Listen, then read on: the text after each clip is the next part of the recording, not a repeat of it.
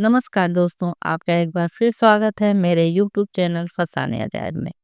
आइए सुनते हैं राजेंद्र यादव द्वारा रचित उपन्यास सारा आकाश का अगला भाग, मेरी यानी डॉक्टर वंदना की आवाज में। मुन्नी ने पूछा, क्यों भैया, तुम्हारे इम्तिहान कब से हैं? इम्तिहान? मैंने गर्दन खुजलाई। मुझे याद नहीं आया कि इम्तिहान कब से है।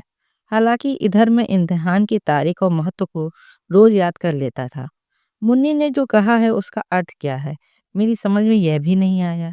यही नहीं, पहली बार तो मैं यह भी नहीं पहचान सका कि सामने से जो मुझे बोल रहा है वह है कौन। फिर इम्तिहान की बात का ख्याल आया तो मैं उन्हीं के बारे में सोचता रहा। मुन्नी की उपस्थिति और उसके द्वारा पूछी बात को एकदम भूल गया। मैं धीरे धीरे पागल तो नहीं होता जा रहा?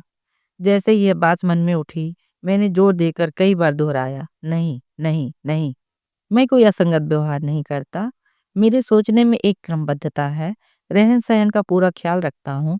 जितना ही मैं अपने को समझाता कि मैं पागल नहीं हो रहा, उतना ही भीतर यह विश्वास जड़ जमाता जाता कि मैंने इससे ही पागल होता जा रहा हूँ। अगर मान लो यह बात सच भी है, तो इसका प्रारंभ कब से हुआ? समझ शक्ति से पड़ता चाटा, झटक और दूसरी ओर दीवार से टकराया हुआ सिर, फिर लड़खड़ाकर गिरती हुई देह। अकारण ही रह रहकर बिजली की कौंध की तरह जब दृश्य आंखों में चमक उठता तो हृदय बादलों की तरफ फट जाता। हर समय पश्चाताप और ग्लानि के गड़े हुए पंजे दिल में कसकते रहते कि मुझे ये नहीं करना चाहिए था। मुझसे उस पर हाथ कैसे उठ गया? मैं कैसे वह जंगलीपन की हरकत कर सका? ये सारी घटना सचमुच हुई थी। सिर्फ मेरी कल्पना या सपना तो नहीं है। मगर उसे भी तो यह सब नहीं करना चाहिए था। मिट्टी के ढेले और गणेश जी में उसे अंतर नहीं दिखाई दिया? अगर किसी के घर इस तरह के विश्वास हैं भी, तो उनका अपमान करने का अधिकार उसे किसने दिया? पढ़ने लिखने का यही सब अर्थ है क्या? पढ़े तो हम भी हैं, और हजार बातों की एक बात कि अपनी संस्कृति और पूज्य देवों की अवज्ञा हम किसी भी कीमत पर नहीं कर सकते। अच्छा हुआ एक सबक तो मिल गया। इस तरह मैं उसके अपराध को बढ़ा चढ़ाकर अपने को यह समझाने की कोशिश करता कि मेरा व्यवहार उचित था। मान लो कल को कुछ हो हुआ जाए तो उसका जिम्मेदार कौन होगा? यूं सत्यार प्रकाश जैसी पुस्तकें पढ़ने से इन सब दुनिया भर के देवी देवताओं से विश्वास उठ गया था। लेकिन दूसरों के विश्वास का मुझे ख्याल बराबर था। किसी को पूजा न जाए तो अपमान भी क्यों किया जाए? सब कुछ कहता, अपने को समझाता, लेकिन भीतर से कोई बोलता रहता कि हाथ तो नहीं उठाना चाहिए था। हाथ उठाना ठीक नहीं हुआ। उस घटना के दूसरे दिन तो मेरी बाहर निकलने की हिम्मत ही नहीं हुई। सोकर उठा तो ऐसा लगा जैसे मैं न जाने कब का बीमार पड़ा हूँ। मेरे पोर पोर में दर्द हो रहा था। लोगों से आंखें कैसे मिलाऊंगा? इतना बड़ा अपराध कर चुकने के बाद बाहर रोशनी में कैसे निकलूंगा? अगर कहीं वही सामने पड़ गई तो, और उसके गाल पर निशान ही मुझे दिख गया तो कैसे सहूंगा मैं इस दृश्य को? और इसी से मैं पेसों पेस में चोर की तरह बाहर निकल गया।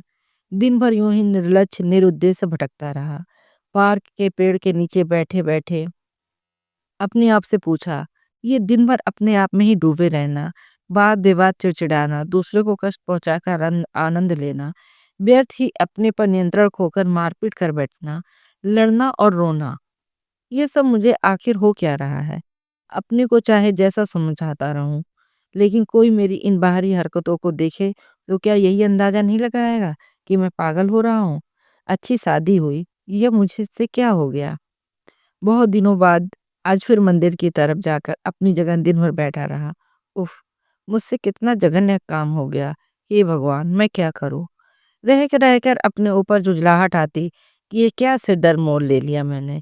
हर समय प्रभा या प्रभा के प्रति किए गए अपने व्यवहार की जुगाली करना, इन सारी बातों में कितना नुकसान कर रहा हूं मैं अपना। दुनिया में बस यही एक काम रह गया है।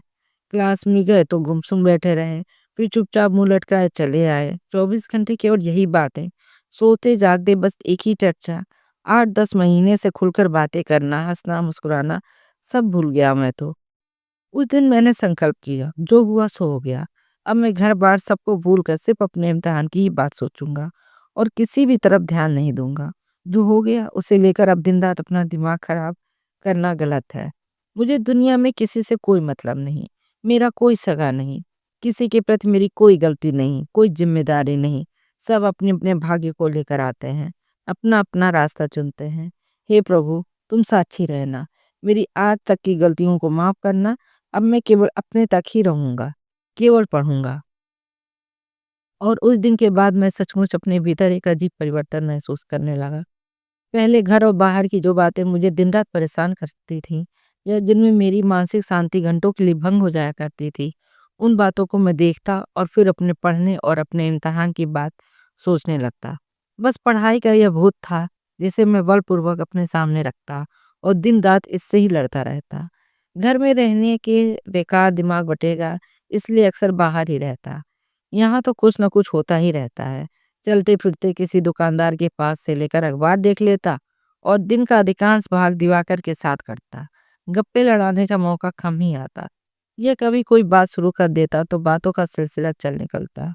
वह अपने किन्हीं सीरीज भाई साहब की बातें निहायत ही श्रद्धा एवं गदगद भाव से बताया करता। एक बार कहता कि वे आएंगे तो जरूर मिलाएगा। मुझे कोई खास उत्सुकता नहीं थी, आएंगे तो मिल लूंगा। सभी को आश्चर्य था कि मुझे पढ़ते रहने का कौन सा नशा छा गया है। उस दिन की घटना पर किसी ने कोई बात नहीं की। बाबूजी, भाई साहब सभी ने सुना और भाभी तो लगभग प्रसन्न हो गई। छोटे भाई इस तरह से मुझसे कतराते थे, मानो मैं बिना किसी कारण उन पर झपट पड़ूंगा। उस समय भीतर दबी आशंका उभर कर ऊपर आई। सचमुच क्या मुझे देखने से कुछ भयानक लगता है? होगा भी। सिर झटक मैं फिर अपने काम में लग जाता। यूँ भी घर में सब अपने-अपने व्यस्त रहते थे। भाभी से अब सामना कम ही होता था।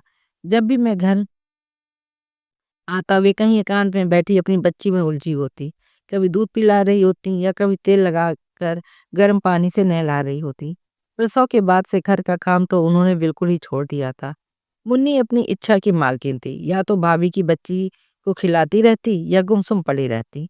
घर का अब सारा काम प्रभा के ऊपर ही आ गया था, लेकिन मुझे इसमें न तो ध्यान देने लायक कोई बात लगती, न कुछ अनोखा ही मालूम होता।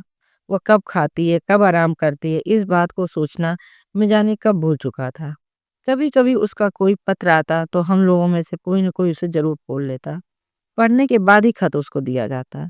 वह पत्र लिखकर चाहे किसी को डालने को दे, उसे पढ़ा जरूर जाता। लिफाफे को पानी से गीला करके खोला जाता।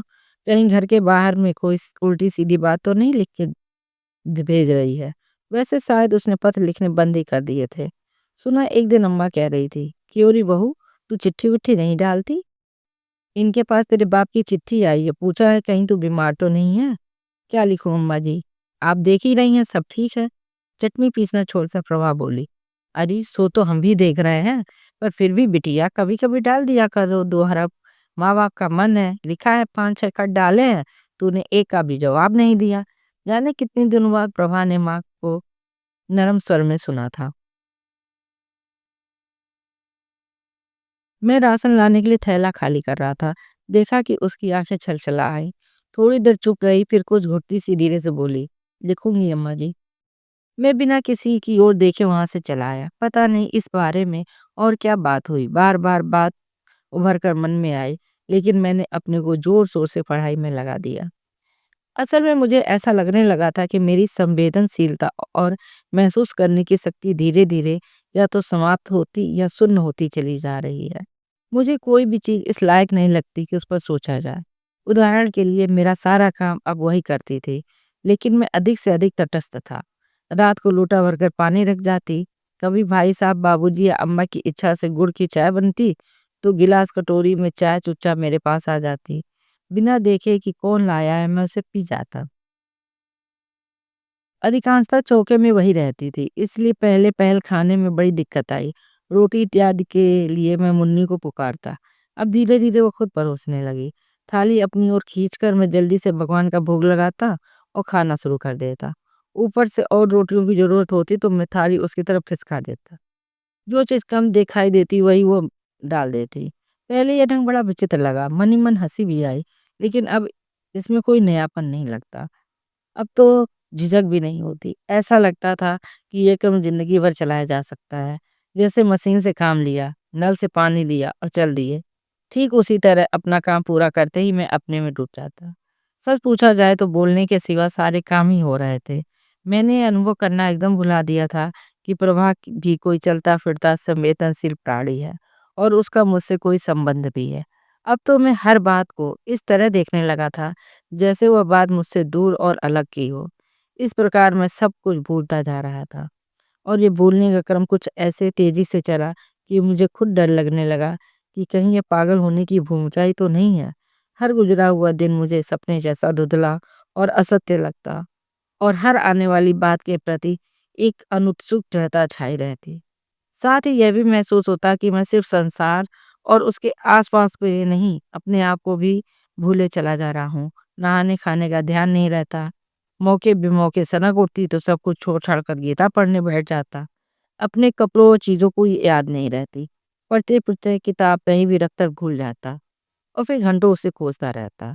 जब वह अक्सर किताबों के ढेर में ही मिल जाती तो माथा ठोक लेता। कलम, पेंसिल, चाबी और पैसे अक्सर ही खोते रहते या कहूँ उन्हें रखकर भूलता रहता। हालत यहाँ तक बढ़ती चली जा रही थी कि सुबह की पढ़ी चीज संध्या को भूल जाता। जिस किताब को कभी उठाता बिल्कुल नहीं लगती, हमेशा खोया खोया सा रहता। लगता ऐसा था